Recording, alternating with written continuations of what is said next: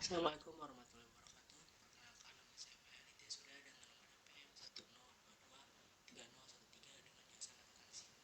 Di sini saya akan menjelaskan tentang sejarah revolusi industri 4.0, positif dan negatif revolusi industri 4.0, dan peran akuntansi dalam revolusi industri 4.0. Revolusi industri Revolusi industri adalah periode di mana terjadi perubahan besar-besaran dalam cara manusia memproduksi barang.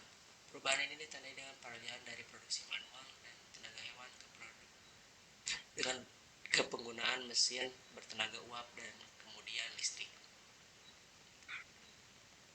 Revolusi industri 1.0 yaitu periode abad ke-18 sekitar tahun 1760 sampai 1840 yang berpusat di Inggris. Ciri utama revolusi industri 1.0 adalah penemuan mesin uap. James Watt mengembangkan mesin uap yang efisien mengubah cara produksi di berbagai industri, terutama tekstil. Dampak revolusi industri 1.0, peningkatan produksi. Produksi barang meningkat secara drastis memenuhi kebutuhan pasar yang semakin besar. Yang kedua, urbanisasi. Penduduk desa bermigrasi ke kota untuk bekerja di pabrik, menyebabkan pertumbuhan kota yang sangat besar. Yang ketiga, perubahan sosial. Muncul kelas pekerja industri yang mengubah struktur sosial masyarakat. Yang keempat, pertumbuhan ekonomi.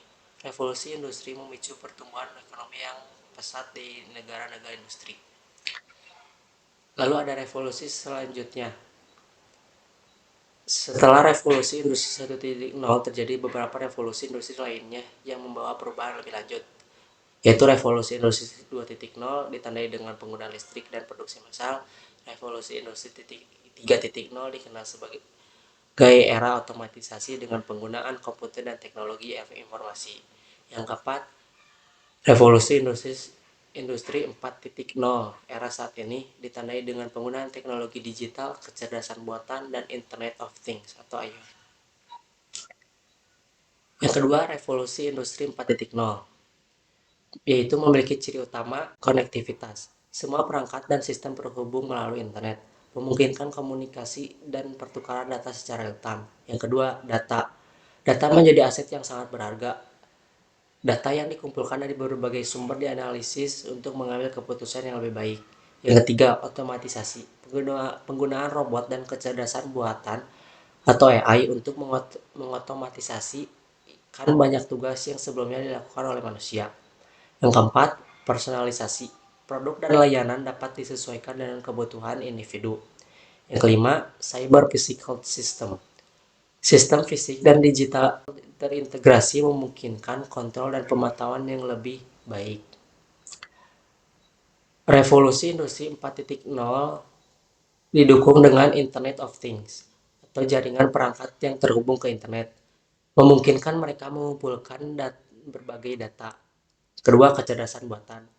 Sistem informasi yang mampu melakukan tugas yang biasanya membutuhkan kecerdasan manusia, seperti belajar, berpikir, dan memecahkan masalah. Yang ketiga ada big data, itu pengumpulan, penyimpanan, dan analisis data dalam skala besar. Yang keempat ada clouding computing, itu penyimpanan dan pemrosesan data melalui internet. Yang kelima ada robotik, itu penggunaan robot untuk melakukan tugas-tugas fisik. Yang ketiga ada dampak dan positif revolusi industri 4.0. Di sisi positif ada pertumbuhan ekonomi. Revolusi industri 4.0 dapat mendorong pertumbuhan ekonomi yang lebih cepat. Yang kedua, peningkatan kualitas hidup. Inovasi teknologi dapat meningkatkan kualitas hidup masyarakat. Lalu ada pembukaan lapangan kerja baru. Munculnya pekerjaan baru yang membutuhkan keterampilan digital. Lalu ada di sisi negatif, yaitu kesenjangan digital. Tidak semua orang memiliki akses yang sama terhadap teknologi. Lalu ada keamanan cyber. Risiko serangan cyber semakin meningkat. Yang ketiga ada perubahan lapangan pekerjaan. Beberapa pekerja akan hilang akibat otomatisasi. Yang keempat yaitu peran penting akuntansi dalam revolusi industri 4.0. Satu, analisis data yang lebih mendalam. Mengambil keputusan. Akuntan menggunakan data yang dihasilkan oleh sistem informasi untuk membuat keputusan bisnis yang lebih baik. Lalu ada otomatisasi tugas-tugas rutin.